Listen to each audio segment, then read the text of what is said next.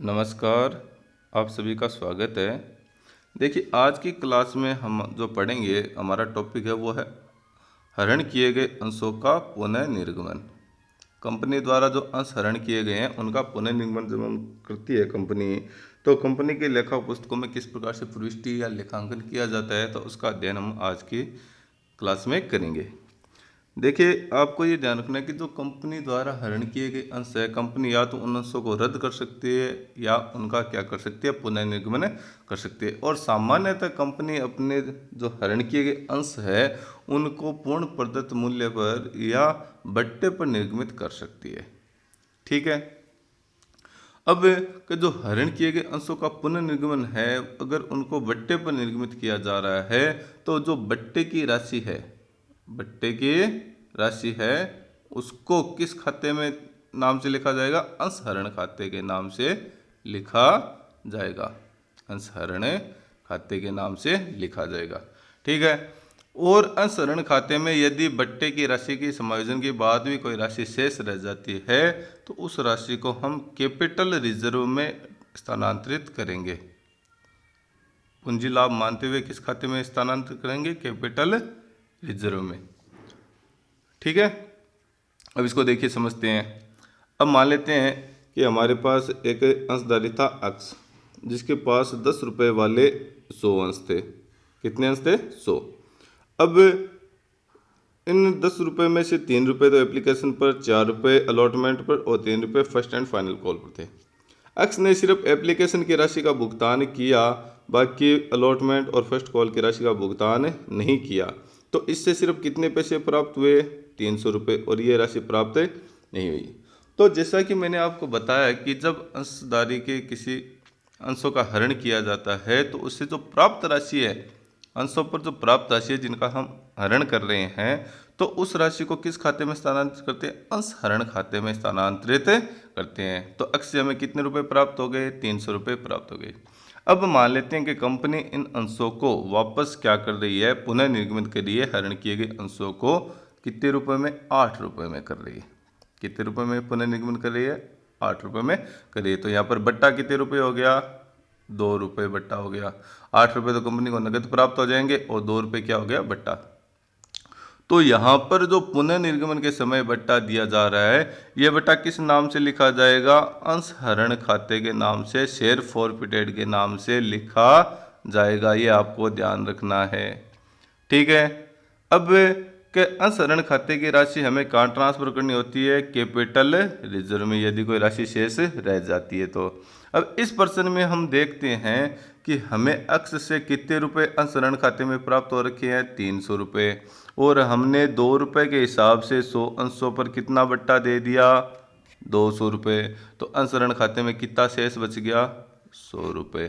तो ये 100 रुपये कहाँ ट्रांसफर करेंगे? हम कैपिटल रिजर्व में ट्रांसफर करेंगे। आपको इतना ही ध्यान रखना है कि जब अंशों का पुनर्निर्गमन किया जाए, तो पुनर्निर्गमन के समय यदि अंशों को बट्टे पर या पूर्ण प्रदत्त मूल्य पर निर्गमित किया जाता है, तो अंशहरण खाते में जो राशि शेष रह जाती है समायोजन के बाद में, उसको कहाँ करेंगे?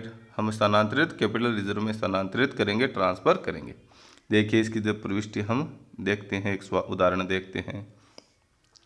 देखिए, पहले है कि अंशों का पुनर्निर्गमन के समय क्या प्रविष्टि होगी? तो प्रविष्टि होगी bank account debit, share forfeited account debit to equity share capital. Share forfeited में कौन सी राशि लिखी जाएगी? बट्टे की राशि लिखी जाएगी। और जो नगद हमें प्राप्त हो रही है वो बैंक के नाम से आ जाएगी। टू इक्विटी शेयर कैपिटल जितने अंश पूंजी है वो आ जाएगी। ठीक है।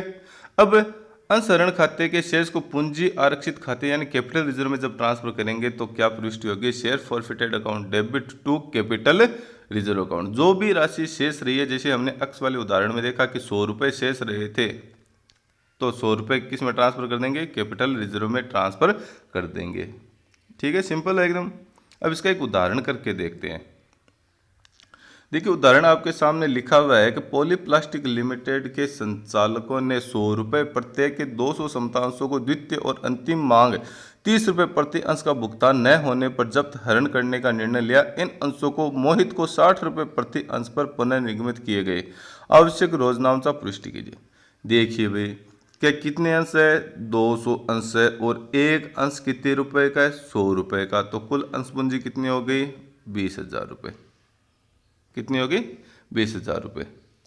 ठीक है, तो इस प्रश्न में हम अंशों को हरण करने की और उनके पुनर्निर्गमन की दोनों प्रविष्टियां करेंगे। अब के 100 रुपये का अंश था जिसमें से हमें 30 रुपये सेकेंड कॉल के प्राप्त नहीं हुए, तो हमें कितने रुपए प्राप्त हो गए भाई? 70 रुपये प्राप्त हो गए। तो 70 रुपये 200 अंशों के कितने हो गए? 14,000 रुपये हमें प्राप्त हो गए। तो अंश हरण खाते में कितनी राशि जाएगी? 14,000 रुपये जाएगी। क्लियर है? तो जब से पहले हम अंश हरण की प्रविष्टि जब करते हैं तो क्या प्रविष्टि होगी? Equity share capital account debit 20,000 रुपये, जो राशि प्राप्त नहीं हुई है, कौन सी प्राप्त नहीं हुई है? तो equity share second and final call 30 रुपये के हिसाब से 200 अंशों के कितने हो गए? 6,000 रुपये। और जो राशि हमें प्राप्त हो गई है उसको अंश हरण खाते में शेयर फॉरफिटेड में डालेंगे तो हमें पता है कि हमें 70 रुपये प्राप्त हो चुके थे 200 अंशों के। तो कितने रुपये शेयर फॉरफिटेड में चले गए? 14,000 रुपये चले गए। ये तो प्रविष्टि हो गई अंशों के हरण की। अब इन अंशों का हम क्या करेंगे? पुनः निर्गमन करेंगे। कितने रुपए में कर रही है कंपनी? 60 रुपये में कर रही है। कितने रुपए में कर रही है? 60 रुपये में। तो यहाँ पर बट्टा कितने रुपये हो गया? 40 रुपया हो गया। तो 200 अंशों का जो बट्टा होगा वो कितने रुपये हो गया? 8,000 रुपये हो गया।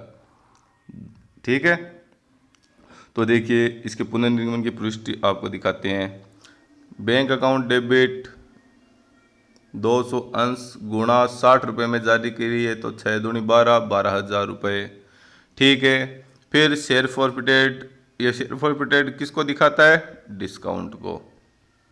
किसको दिखाता है? डिस्काउंट को। तो 200 अंश गुणा 40 रुपये बट्टा हो गया, तो कितने हो गए? 8,000 रुपये। और टू इक्विटी शेयर कैपिटल कुल अंश पूंजी 20,000 रुपये। सिंपल, इनका हमने क्या कर दिया? पुनः निर्गमन कर दिया। अब आपको जो अंश हरण खाते में शेष राशि बची है उसको कहाँ ट्रांसफर करना है? कैपिटल रिजर्व में करना है। तो यहाँ पर आप देखिए कि अंश हरण खाते में कितने रुपए प्राप्त हो रखे हैं? 14,000 रुपये। ठीक है, जिसमें से हमने बट्टा कितना रुपया दे दिया? 8,000 रुपये। तो हमारे पास अंश हरण खाते में कितनी राशि बच गई? 6,000 रुपये। तो इस 6,000 को कहाँ ट्रांसफर करेंगे? कैपिटल रिजर्व में ट्रांसफर करेंगे। और प्रविष्टि होगी लेखा पुस्तक में share forfeited account debit 6,000 to capital reserve 6,000 रुपये।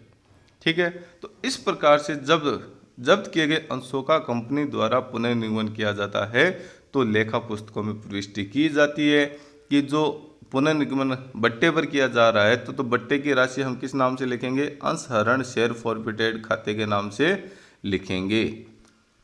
और बट्टे पर निर्गमन के बाद में भी यदि अंश हरण खाते में कोई राशि शेष रह जाती है, कोई राशि शेष रह जाती है तो उसको किस खाते में ट्रांसफर करेंगे? कैपिटल रिजर्व में ट्रांसफर करेंगे।